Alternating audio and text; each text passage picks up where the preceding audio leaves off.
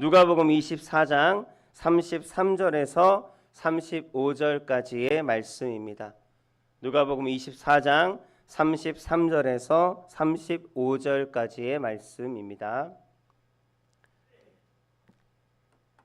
찾으시고 좀 빨간 펜으로 이렇게 그리시고 앞에 스크린을 보면서 우리 한 목소리로 봉독하겠습니다.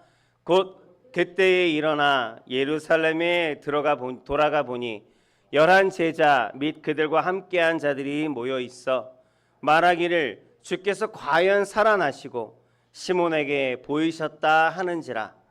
두 사람도 길에서 된 일과 예수께서 떡을 떼심으로 자기들에게 알려주신 것을 말하더라. 아멘. 아멘.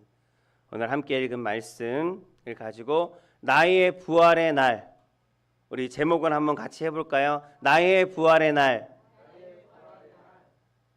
반항하시는 겁니까? 어린아이도 아니고 다 같이 나의 부활의 날. 네, 감사합니다. 오늘 이러한 제목으로 함께 우리 하나님의 말씀 나누겠습니다. 먼저 사진을 하나 보여드릴게요. 누구인지 아시겠어요?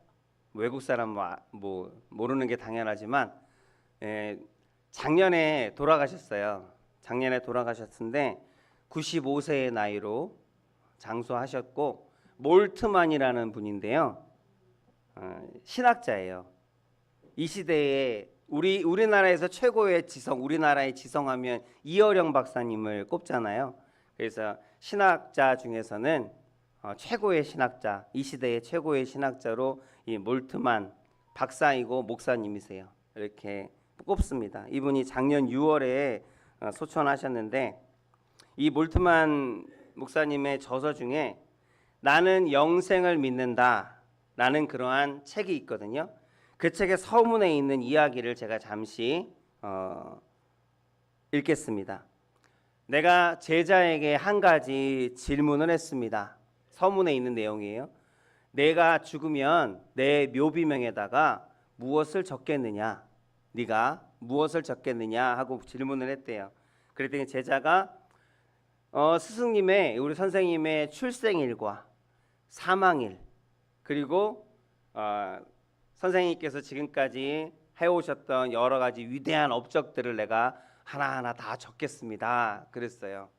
그랬더니 이 몰트만 박사님이 이 땅에서의 한 일들, 아무리 대단한 일이라 할지라도, 아무리 많은 일을 했다 할지라도 아니 이 땅에서 한 업적들이 무슨 소용이 있느냐 죽고 나서.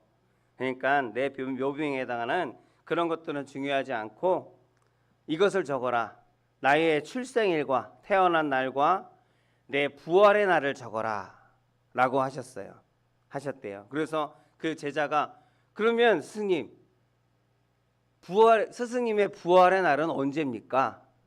그랬더니 이 목사님이 내가 죽는 그날이 사망일이 아니라 내가 부활한 날이다 라고 그렇게 말씀하셨다고 합니다. 저와 여러분에게도 똑같은 믿음의 고백이 있기를 소원합니다. 내가 부활할 것을 알고 믿고 그렇게 사는 사람은 마지막에 있을 부활을 지금 오늘 그렇게 고백하는 그 순간에 이미 누리고 사는 사람인 것을 여러분 믿으시기 바랍니다. 천국도 마찬가지라는 거예요. 천국도 여기 계신 성도님들이 오늘 계속 몇 번 얘기할 거예요. 오늘 지금 천국을 누리며 사시기를 주의 이름으로 축복합니다. 주님과 동행하는 삶, 주님이 다스리시는 삶, 주님이 통치하시는, 그래서 기쁨, 감사, 능력, 치료, 승리와 사랑, 여러 가지 좋은 말들이 많이 갑자기 떠오르질 않네요. 그런 하나님께서 주시고 약속하신 그 모든 축복들, 천국 백성들이 당연히 누리는 그 축복들을, 그 열매들을, 이 모든 것이 가득가득한 그러한 삶을 사는 저와 여러분들이 되기를 저는 이 시간 간절히 소망하며 하나님 앞에 기도합니다. 이 사진의 몰트만 이 박사님도 그리고 조영기 목사님도 지금을 굉장히 중요시 하셨어요. 희망 목회를 하시면서 멀리 나중에는 잘 될 거예요. 그런 믿음은 소용없다는 거예요. 아무 능력이 없다는 거예요. 하나님은 우리를 그렇게 살도록 하지 않으셨다는 거예요. 하나님께서 주신 약속은 지금 이루어질 약속이라는 거예요. 이미 다 이루어진 약속이라는 거예요. 내가 이룰 것이다 라고 하셨지만 또 십자가상에서는 내가 다 이루었다라고 하신 그 모든 말씀을 내가 믿음으로 우리는 그리스도인으로 믿음의 자녀로 하나님 앞에 있는 거라고요. 그 모든 약속들이 이미 이루어진 것을 다 이루었다 하신 그 말씀을 믿고 하나님, 나는 천국 백성으로서의 모든 복을 이미 받았습니다. 하나님께서 구원하여 주셔서 그 기쁨과 감사를 내가 누릴 충분한 이유가 내가 지금 오늘 나에게 있습니다. 그래서 문제를 바라보지 마시고, 여러 가지 문제들 없는 사람 없지만 그 문제만 자꾸 바라보면 좋을 게 뭐가 있어요? 안 좋은 것만 바라보면 좋을 게 뭐가 있어요? 생각이 많은 사람들일수록 즐겁게 살지 못하더라고요. 여러 가지 생각들을 생각하고 고민하면 고민할수록 자꾸 안 좋은 쪽으로, 부정적인 쪽으로 기울어지는 것이 우리 연약한 모습이거든요. 그저 힘들고 어려울 때, 뭔가 우울한 일이 있을 때는 하나님을 바라보는 지혜가 저와 여러분 가운데 있기를 원합니다. 십자가를 바라보면서, 하나님의 약속을 바라보면서 그 축복하시겠다, 이루시겠다 하신 그 일들을 내가 기대하면서 하나님 더욱더 기쁨과 감사로 그 모든 문제들을 하나님 물리칠 수 있는 저와 우리 성도들 되어지기를 원합니다. 그래서 조영기 목사님도 지금 하나님의 나라를 만들고 누리라고, 이루고 누리라고 평생 그렇게 말씀하셨고 그렇게 가르치셨습니다. 제가 드리고 싶은 말씀도 마찬가지고, 오늘 부활은 단지 성경에 기록된 이야기가 아니라는 것, 그것을 오늘 말씀드리려고 해요. 먼 미래에 있을 이야기도 아니라는 것입니다. 그리고 오늘 내 삶의 능력이 되는 그것이 바로 예수 그리스도의 부활입니다. 예수님께서 죽으시고 우리도 죽을 것이고, 예수님께서 다시 살아나셨고 우리도 다시 살아날 것입니다. 그 약속을 하나님께서 이미 태초부터 계획하셨고 우리를 택하신 자들 가운데 더하여 주시려고 하나님 준비하시고, 지금도 일하시는 하나님 아버지께 우리가 드릴 것은 오직 찬양과 감사밖에 없는 줄로 또한 믿습니다. 오늘 말씀으로 돌아가면 무슨 얘기냐면, 갑자기 생각이 안 나네. 예루살렘에서 큰 일이 일어났잖아요. 예수님께서 돌아가셨어요. 예수님이 부활하셨어요. 부활하셨는데 그런데 아무도 그 부활을 믿지를 않아요. 돌아가신 것만을 믿어요. 눈으로 보았기 때문에, 십자가에서 고개가 떨구어지는 것을 보았기 때문에, 그리고 십자가에서 내렸을 때 사람들이 죽었다, 숨을 쉬지 않는다, 그 소리를 들었고 보았기 때문에 내가 듣고 본 것만을 기억하고 예수님은 죽었다, 그러나 부활하셨음을 아무도 믿는 사람들이 없는 거예요. 오늘날 기독교인들 중에서도, 그리스도인들 중에서도 이 부활의 사건만은 아주 신화적인 어떤 그런 것으로 생각하는 사람들이 꽤 많이 있는 것을 얘기를 나누다 보면 알게 되어집니다. 그러나 부활은 신화가 아닙니다. 성경 속에 있는 그런 이야기가 아닙니다. 부활은 실제로 일어난 것이고, 그리고 우리도 보게 될 것입니다. 중요한 것은 우리가 그 부활을 믿지 않으면 능력이 없어요. 그냥 책에 있는 이야기, 먼 예전에 2000년 전에 그 예천에 있었던 어떤 한 사건으로 여러분들이 기억하고 있다라고 하면, 그렇게 기억하고 있다면 이 부활은 능력이 없어요. 지금도 살아 역사하시는 예수님인 것을, 부활하셨기에 그때 죽으셨으면, 다시 살아나지 않으셨으면 우리와는 관계가 없죠. 그러나 다시 살아나셨다고요. 다시 살아나셔서 영원히 우리와 함께 하시겠다 하셨다고요. 또 다른 보혜사를, 나와 똑같은 보혜사를 우리에게 보내어 주시겠다 하셨다고요. 그리고 말씀이 육신이 되어 이미 말씀으로 우리 가운데 계시다고요. 우리와 함께 계시다고요. 부활하심을 믿지 않으면 이것을 믿을 수 없는 거예요. 죽으시고 부활하셨음을 믿는 믿음이 있다면 지금도 살아 역사하시는 예수님, 그리고 내 삶의 모든 문제를 다 이기게 하시는 예수님, 그분과 동행하시기를 주의 이름으로 축복합니다. 엠마오로 내려오는 두 사람의 이야기가 이 앞에 나와요. 그 두 사람이 지금 마지막으로 고백을 하는 거거든요. 예수님은 참으로 부활하셨습니다. 근데 이 엠마오로 두 사람이 걸어 내려가고 있는데, 이 엠마오는 약간 시골이에요. 그 예루살렘에서 엠마오로 내려가는 길은 길이 하나밖에 없어요. 그 시골길을 쭉 내려가고 있는데 두 사람이 정말 슬픈 얼굴로 서로 대화를 하고 있어요. 대화를 두 사람이 하고 있는데 갑자기 웬 사람이 옆에 끼어드는 거예요. 끼어들어서 그 대화하는 것을 들으면서 막 추임새를 넣으면서 아 그래요? 그래요? 이러는 거예요. 그래서 같이 대화를 하고 있는데 그 사람도 옆에서 물어보니까 같이 셋이서 이제 대화를 하는데 그분이 누구냐면 예수님이거든요. 부활하신 예수님이거든요. 근데 이 두 사람이 예수님을 알아요. 예수님의 제자들이었어요. 근데 제자들임에도 불구하고 예수님이 바로 옆에서 말을 걸고 대화를 하면서도 이 내 옆에 있는 분이 예수님인 것을 몰라요. 알지 못해요. 성경은 그렇게 기록하고 있어요. 왜 그럴까요? 계속 예수님과 같이 얘기를 듣고 같이 다니고 그 능력을 보았던 제자들이란 말입니다. 근데 그 예수님이 지금 옆에 계시는데 그가 예수님인 것을 알지 못해요. 얘기를 하면서도 알지 못한대요. 성경이 그렇게 기록해요. 왜 그럴까? 첫 번째는 눈이 가리워졌다라고 나와요. 눈이 가리워져서. 누가복음 24장 16절.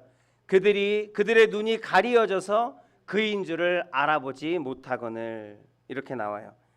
여러분, 가리워졌다라는 것. 세 사람이 지금 이렇게 대화합니다. 예수님이 옆에서 다가와서 묻는 거예요. 무슨 얘기를 그렇게 하는데 그렇게 슬픕니까? 그렇게 슬픈 표정입니까? 아니, 당신 나와 같은 길을 걷는 걸 보니까 당신도 예루살렘에서 내려온 거 아닙니까? 근데 예루살렘에 있었던 그 엄청난 일, 그 슬픈 일, 비통한 일을 모른단 말입니까? 무슨 이야기인데요? 예수님께서 나사렛 예수에 대한 얘기 아닙니까? 우리는 그분이 정말 하나님께서 보내신 전능하신 선지자 메시아라고 우리는 굳게 믿었습니다. 굳게 믿었는데 그분이 우리 이스라엘을 구원하시리로 우리가 굳게 믿고 그렇게 따랐는데, 그런데 그분이 죽었습니다. 제사장들에게 붙잡혀서, 군인들에게 붙잡혀서 고문을 당하고 고초를 당하고 십자가에 못 박혀서, 그들이 십자가에 못 박아서 그 예수님을 죽여버렸습니다. 이제 다 끝났습니다. 우리는 아무런 희망이 없습니다 라고 얘기하는 거예요.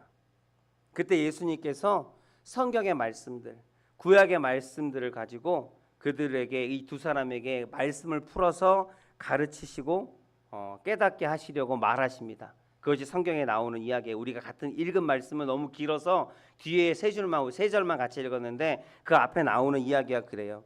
그렇게 가르쳐 주시는데, 성경을 풀어서 가르쳐 주시는데도 그들이 그 말이 끝날 때까지도 그가 예수인 것을 모릅니다. 그 제자들이. 참 신기하죠. 왜 그랬냐 그랬더니 그들의 눈이 가리워졌다라고 그래요. 그것을 헬라어로 크라티오라고 하는데, 이 가리워졌다라는 게 편견, 고정관념. 너무 어려워요? 편견, 한마디로 얘기해서 어떤 자기만의 생각, 자기만의 어떤 지식으로 판단하는 것, 그런 고정관념에 사로잡혀 있었기 때문이다라고 성경은 가르치고 있는 거예요. 예수님께서 죽었다고 확신했기 때문에, 예수님이 죽은 것을 자기 눈으로 봤기 때문에 예수님은 죽었어. 내가 눈으로 봤는데 죽었어. 돌아가셨어. 그래서 끝났어. 그것을 내가 확신을 하고 있었기 때문에 죽은 자가 살아났다는 것은 도저히 상상조차 못하는 거예요. 예수님께서 그렇게 말씀하셨음에도 불구하고 그것이 그런 일이 있을 수가 있어? 그렇게 그냥 말씀하시는 거겠지. 어떤 의미가 있는 거겠지. 어떤 은유적인 비유적인 표현이겠지. 아마 그렇게 들었을지도 모르겠어요.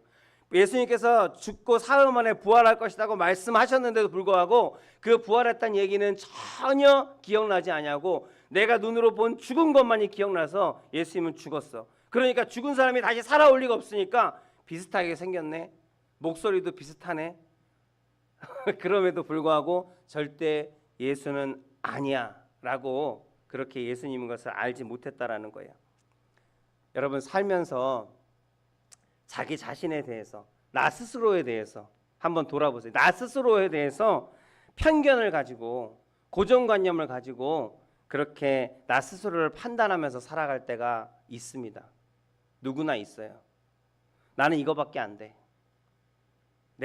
나는 그런 큰 일을 할 만한 뭐 이 대단한 일들 내가 감당할 만한 그러한 능력이 안 돼. 난 그런 사람이 아니야. 내 그릇은 그렇게 크지 않아.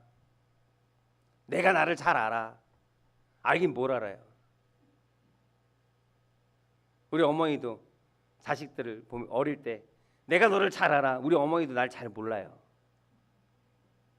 나도 나를 잘 몰라요. 우리를 아시는 이는 하나님이십니다. 하나님만이 우리를 잘 아십니다. 내가 안 된다고 하는 순간에 안 되는 거예요. 내가 안 된다고 믿으면 안 되는 거예요.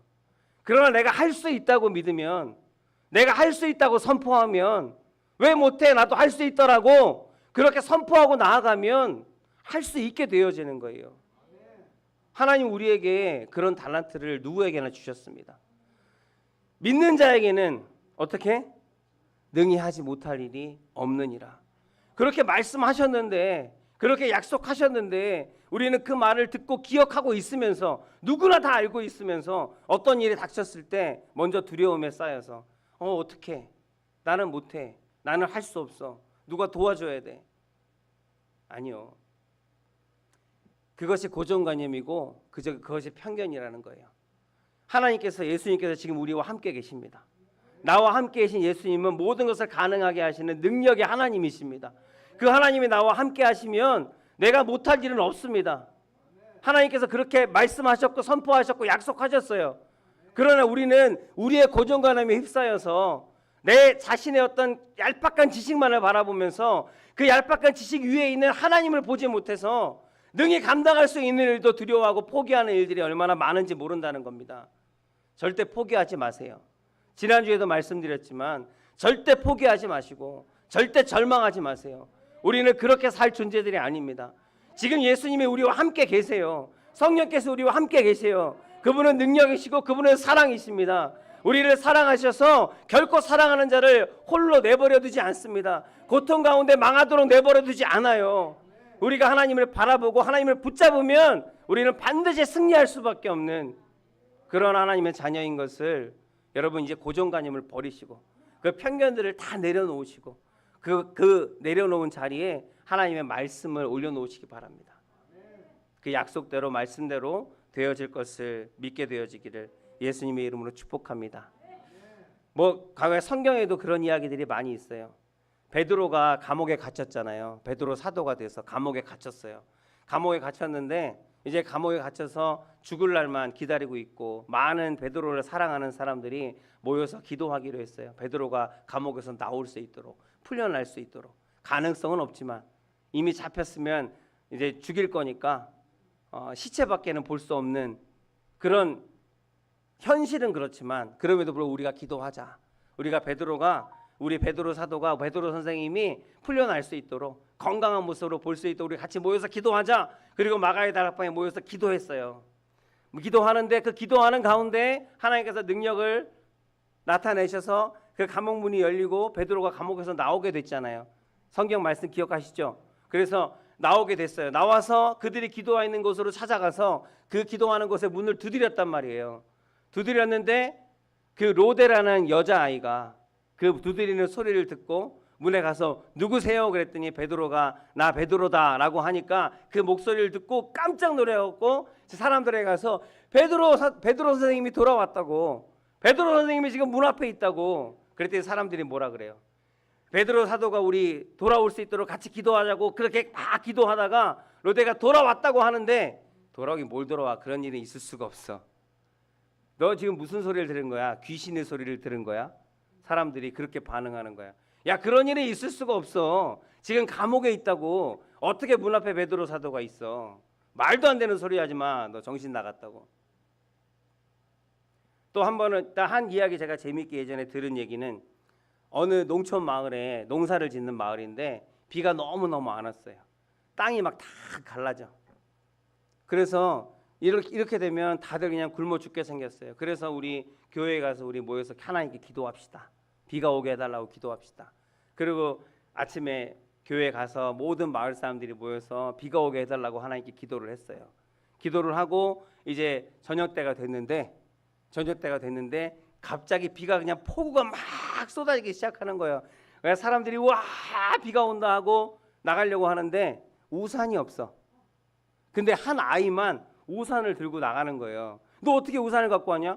오늘 우리 비가 오기로 하나님께 기도하기로 했잖아요. 당연히 비가 올 줄 알고 우산을 가지고 왔다고. 그 아이 하나만 기도하면 하나님께서 들으실 줄 믿고 우산을 가지고 온 거예요. 나머지 사람들은 기도하지만 비가 오겠어? 어제도 안 왔고 그제도 안 왔고 한 달 내내 안 왔는데 비가 오겠냐고. 그게 우리의 믿음이에요. 그런 믿음으로는 능력이 나타나지 않아요. 지금도 살아 역사하시는 하나님이신 것을 여러분 믿게 되어지기를 예수 그리스도 이름으로 축복합니다. 내가 그런 믿음으로 하나님 앞에 나아갈 때 기적이 나타나고 역사가 나타나고 치료가 나타나는 거예요. 내 믿음대로 될지어다. 예수님께서 그렇게 말씀하시잖아요. 기적을 일으키면서 네 믿음이 크도다. 네 믿음이 적도다. 내 믿음대로 될지어다. 하나님께서는 우리의 믿음을 보시고 그 믿음을 사용하시고 그 믿음의 그릇을 채우셔서 하나님의 능력으로 채우셔서 그 하나님의 능력이 내 눈앞에 실제가 되어지고 열매가 되어질 수 있도록 역사하심을 여러분 믿으시기 바랍니다. 잘 되어지지 않는 건 우리가 믿음이 없기 때문이에요. 하나님께서 분명히 약속하셨는데 그 약속하신 것을 이루시는 신실하신 하나님을 믿는 믿음이 우리 가운데 부족하기 때문에 우리는 기적을 경험하지 못하고 살아갑니다. 누구나 지금 우리는 기적의 시대, 성령의 시대를 살고 있음을, 예수님께서 지금도 살아 역사하시고 계심을 믿음으로 무엇이든지 믿음으로 구하시고 응답받으시는 우리 원한수 목교의 모든 성도들 되시기를 예수 그리스도의 이름으로 축복합니다. 아멘. 할 수 있거든이 무슨 말이냐? 믿는 자에게는 능히 하지 못할 일이 없느니라. 아멘. 내 안에서 안 된다는 소리가 들리면 그건 귀신의 소리예요. 악한 영의 소리예요. 예수의 피, 예수의 이름으로 대적하고 승리하시기 바랍니다.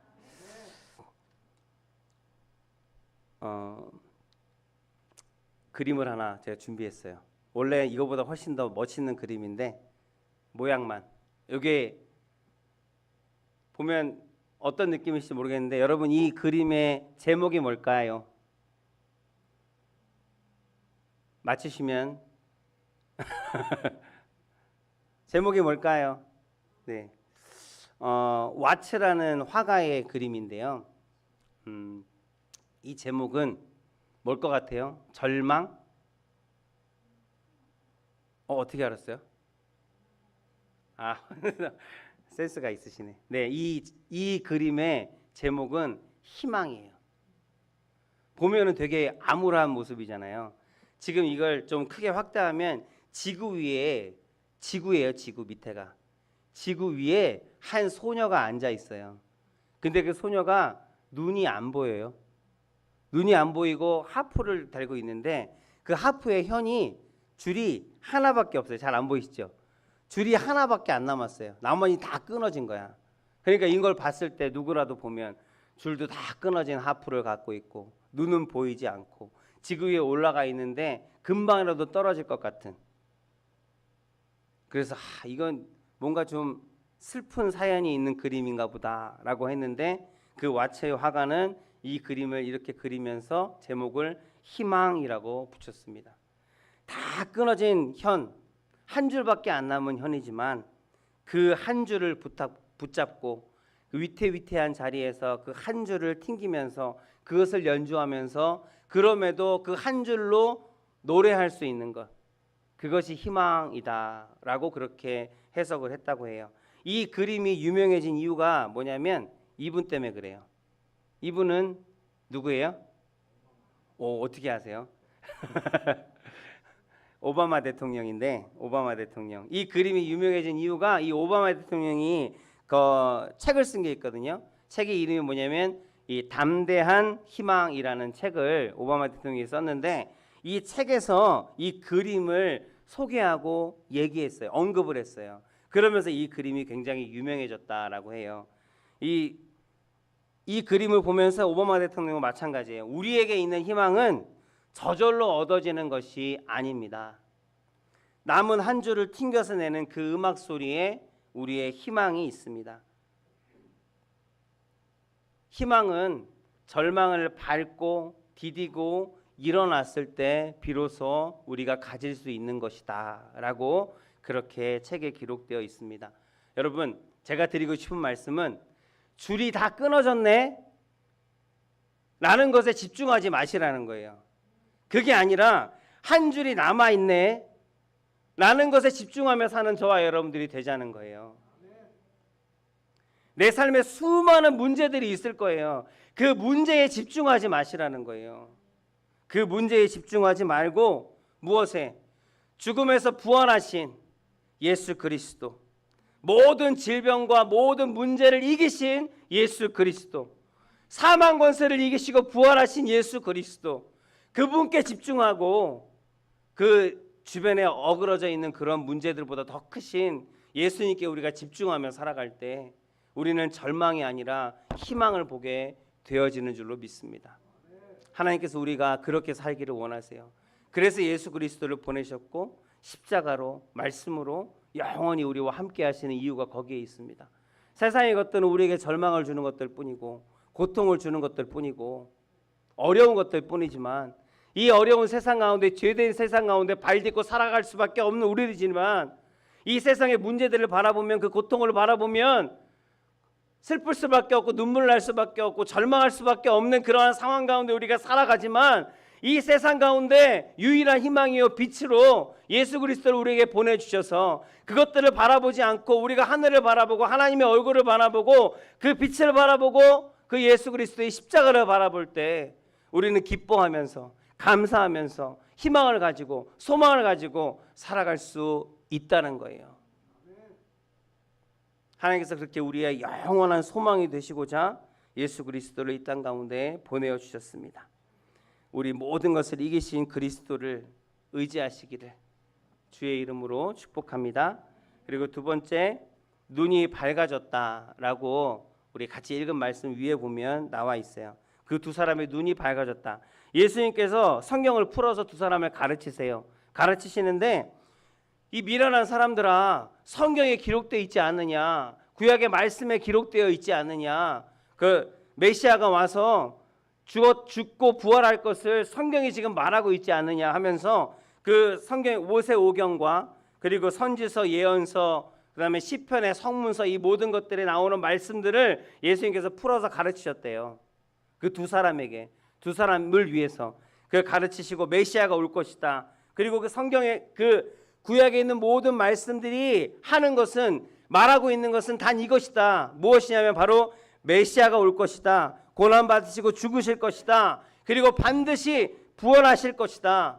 그것을 말씀이 가르쳐주고 있지 않느냐, 예언하고 있지 않느냐, 그래 풀어서 가르치고 있는 거예요. 근데 그래도 몰라요. 그렇게 말을 해도 몰라, 이 두 사람이. 참 신기하죠. 근데 엠마오에 도착을 했어요. 걸어가면서 얘기하다가 엠마오에 도착을 해서 마을에 머물렀는데 예수님도 같이 머무르게 됐어요. 같이 머무르라고. 그래서 같이 식사를 하는데 예수님께서 나온 음식을 떡을 떼어서 나누어 주세요. 누가복음 24장, 뭐야 이게, 제가 기록 안 했나 봐요. 누가복음 24장, 오늘 성경이 펴 있으면 30절과 31절 제가 읽을게요. 그들이 함께 음식 잡수실 때에 떡을 가지다 축사하시고 떼어 그들에게 주시니 그들의 눈이 밝아져 그인 줄 알아보더니 예수는 그들에게 보이지 아니하시는지라 라고 기록되어 있습니다. 눈이 밝아졌다, 헬라어로 얘기하면 찢다라는 뜻입니다. 언제 눈이 밝아졌어요? 예수님께서 떡을 떼어서 주시고 그 떡을 먹을 때. 아무리 말씀을 들어도 말씀을 가르쳐 주셔서 그들의 눈이 밝아지지 않았어요. 언제 밝아졌느냐? 떡을 떼서 먹을 때. 조금 더 깊게 들어가면, 신학적으로 조금 더 깊게 해석을 하면 무슨 얘기냐면, 그리스도를, 예수 그리스도를 먹을 때, 예수 그리스도를 먹고 마실 때 그들의 눈이 밝아졌다. 다시 얘기하면 주님께서 내 안에 먹어서, 내 안에 예수 그리스도를 먹음으로, 그 말씀을 먹음으로 그 말씀이 내 안에, 예수님이 내 안에, 그리고 내가 예수님 안에 거하게 되어졌을 때, 그래서 내가 주님과 인격적으로 만나게 되어졌을 때 그때 눈이 밝아져서 부활하신 주님을 깨닫게 되었다라는 말씀입니다. 저와 여러분도 마찬가지예요. 믿음이 있다라고 하지만 더 말씀드렸죠. 예수님을 나 전에 만났어요. 예전에 예수님께서 나를 부르셨어요. 나 그때 정말 눈물 흘리고 방바닥에서 떼굴떼굴 굴렀어요. 다 좋아요. 훌륭해요. 그러나 지금도 예수님을 만나지 않으면 그건 의미가 없다고요. 지금 예수님을 만나지 않으면 의미가 없다고요. 날마다 여러분은 예수님을 만나야 한다고요. 말씀을 통해서든 사건을 통해서든 여러분의 삶을 통해서든 날마다 예수님을 만나지 않으면 이전에 만났던 그 예수님은 아무 의미가 없다고요. 우리가 오늘 이 시간 예수님을 만날 때 우리는 그 부활을 믿게 되어지고 그 믿음을 가지고 능력 있는 삶, 하나님의 능력이 내 능력이 되어지는 그러한 삶을 살게 될 줄로 믿습니다. 그렇게 살게 되시기를 예수 그리스도의 이름으로 축복합니다. 마지막으로 세 번째 드리고 싶은 말씀은 마음이 뜨거워졌다. 이 두 사람의 이야기인데 마음이 뜨거워졌다. 누가복음 24장 32절입니다. 그들이 서로 말하되 길에서 우리에게 말씀하시고 우리에게 성경을 풀어주실 때에 우리 속에서 마음이 뜨겁지 아니하더냐.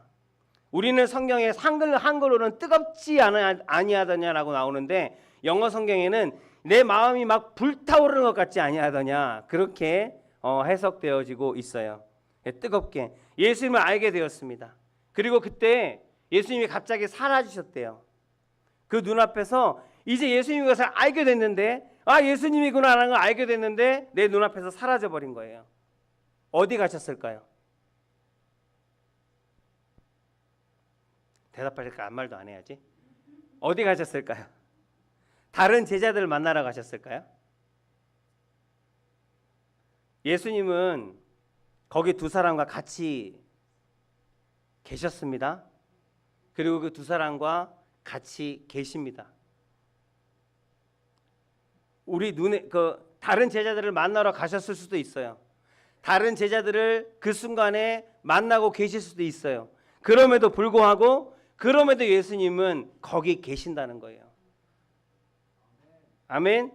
우리도 마찬가지라는 거예요. 무슨 말씀인지 우리 김한준 지사님이 아시는 것 같아요. 두 사람이 거기 있었는데 갑자기 눈앞에서 예수님이 사라졌어요. 어디로 가셨지? 어디로 가신 게 아니라 거기에 계시다고요. 내 눈에 보이지 않을 뿐이지 거기 계시다고요. 다른 곳에 가서 다른 사람을 만나고 다른 일을 하시더라도 나와 지금 함께 계시다고요. 우리 눈에 보이지 않아도 나와 함께 계십니다. 다른 곳에서 다른 누군가와 만나고 계시더라도 주님은 여전히 나와 여러분과 함께 계심을 여러분 믿으시기 바랍니다. 그리고 함께 계시다는 뜻이 뭘까요? 말씀을 마무리하겠습니다. 함께 계시다는 뜻이 뭘까요? 함께 계시다는 것은 여러분 서로 이제 함께 있잖아요. 함께 있으면 어때요? 나 혼자 있을 때는 좀 다르지 않아요? 함께 있으면 옆에서 중얼중얼 하는 소리도 들리잖아요. 누가 말하면 들리잖아요. 막 아파하면 아파하는 소리도 들리고 슬퍼하면 눈물도 보이고 서로 대화하다 보면 그 마음도 알게 되어지고 그거예요. 함께 계시다는 게 그냥 옆에 있다는 뜻이 아니라는 거 여러분 기억하세요. 예수님이 함께 계시다. 하나님은 우리의 중심을 보시는 하나님. 나와 함께 계시다는 것은 나와 함께 옆에 계셔서 내 마음을 보시고 내 마음을 나누고 계시다는 거예요. 내 슬픔을 함께 나누시고 내 아픔을 같이 나누시고 내 기쁨도 같이 나누시며 지금 나와 함께 계시다는 거예요. 내 기도를 들으시고 응답하신다는 뜻입니다. 나의 눈물을 보았고 내 아픔을 내 고통을 보았고 들었고 아신다라는 뜻. 그것이 바로 예수님께서 나와 함께 계시다는 뜻입니다. 열왕기하 20장에 보면 히스기야 이야기 나오죠. 히스기야가 갑자기 죽을 병이 걸렸어요. 이사야 선지자가 와서 당신은 죽을 것입니다. 그래서 히스기야가 너무너무 슬퍼서 너무너무 고통스러워서 벽에다가 머리를 대고 벽을 바라보면서 벽에다가 대고 기도를 합니다. 간절히 기도를 합니다. 어떻게 기도하냐면 하나님 나를 불쌍히 여겨주시고 내가 하나님 앞에 지금까지 살아오면서 물론 잘못한 것도 있지만 하나님 내가 하나님 앞에 선하게 행한 것들 좀 기억해 주시옵소서. 그래서 나를 고쳐달라고. 그때 그렇게 간절히 기도하고 있을 때 이사야 선지자가 딱 갔다가 당신은 죽을 거야. 이제 죽을 준비를 하라고 그러고 떠났는데 다시 돌아온 거예요. 다시 돌아와서 히스기야 왕에게 얘기합니다. 하나님께서 나에게 말씀하십니다. 당신에게 전하라고 하십니다. 내가 너의 눈물을 보았고 내가 너의 기도를 들었느니라. 그렇게 15년의 수명을 연장해 주시는 이야기가 히스기야 왕의 이야기에 나옵니다. 하나님은 우리와 함께 계십니다. 결코 떠나지 아니하십니다. 부활도 지금 이 순간 우리가 누려야 할 것입니다. 구원도 우리가 지금 누려야 할 기쁨입니다. 하나님의 축복과 약속도 우리가 지금 누려야 할 것이에요. 나중에 누릴 것이 아니에요. 나중에 되겠지, 나중엔 잘 되겠지, 그게 아니고 지금 내 눈에 보여지지는 않는다고 할지라도 나를 위해서 나를 사랑하셔서 선한 일을 계획하시고 일하시는 하나님, 지금도 일하시는 하나님이 내 옆에 나와 함께 계심을 여러분 믿으시기 바랍니다. 그 믿음을 가지고 지금 천국을 누리시고 지금 부활을 누리시고 지금 하나님의 약속을 누리시는 저와 여러분들, 우리 오남순교회 성도들 되어주시기를 예수 그리스도의 이름으로 축복드립니다. 아멘. 마지막으로 여러분 성령 충만이라는 말을 많이 듣죠. 성령 충만해야 됩니다. 날마다 성령 충만해야 됩니다. 이런 말을 많이 들어요. 그러면 성령 충만하다는 게 도대체 무슨 뜻일까요? 오늘 이 모든 말씀들을 제가 종합하기 위해서 드리는 거예요. 드리는 질문이에요. 성령 충만하면 여러분 어떤 일이 일어날까요? 성령 충만하면 도대체 뭔 일이 일어나고 성령 충만하다는 게 무슨 뜻인지 내가 알면 좋겠는데 그냥 목사님들은 앞에 와갖고 그냥 성령 충만해야 됩니다. 성령 충만을 위해 기도합시다. 막 이래요. 그 성령 충만하면 좋은 것 같긴 한데 그게 도대체 뭐냐고요. 성령 충만하면 도대체 뭔 일이 일어나는데요. 여러분 성령 충만하면 오늘 말씀대로 눈이 밝아집니다. 우리의 눈이 밝아져서 주님의 뜻을 알게 되고 그리고 주님을 날마다 말씀 가운데 주님을 만나게 되어지고 날마다 주님을 찾게 되어지는 것, 그게 성령 충만하게 되어지는 거예요. 그리고 성령 충만하면 우리의 마음이 뜨거워지는 거예요. 성령 충만하면 엠마오로 가던 두 사람이 예수님의 말씀을 듣고 예수님을 만나고 성령으로 충만케 되어져서 다시 예루살렘으로 올라가는 이야기가 이 뒤에 이어집니다. 다시 예루살렘으로 올라가요. 왜 올라갈까요? 거기는 무서운 곳입니다. 예수님의 제자들, 예수님을 안다는 사람들, 예수님을 따랐던 사람들을 지금도 잡아서 죽이려고 눈에 불을 켜고 다니는 사람들이 넘쳐나는 곳이에요. 그 무서운 곳으로 지금 도망 나온 것인데 왜 다시 돌아가요? 잡혀서 죽을 수 있을지라도 예수를 믿는 자를 때리고 윽박지르는 사람들이 가득할지라도 그 무서운 곳에 돌아가는 이유는 내 마음이 뜨거워졌기 때문에. 그래서 예수는 그리스도라고, 예수님이 부활하셨다고 전하지 않고는 견딜 수 없는 마음이 내 안에 불일 듯이 일어나기 때문에 죽음을 무릅쓰고라도 예루살렘으로 올라갔던 거예요. 성령으로 충만하게 되어지면 예수님을 전하게 되어집니다. 예수님이 부활하셨음을, 예수님이 나의 주인이심을, 예수님이 나의 구원자이심을 전하지 않고는 견딜 수 없는 게 바로 성령 충만입니다.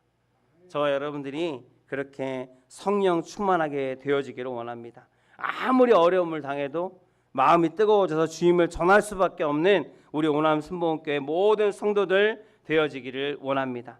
그래서 담대하게 주님의 죽으시고 부활하심을 전할 때 나 또한 죽을 것 같은 고통스러운 문제가 있더라도 다시 살아나고 이기고 승리할 것을 믿고 선포하는 그날에, 그때에 저와 여러분은 이미 부활의 삶을 살고 있음을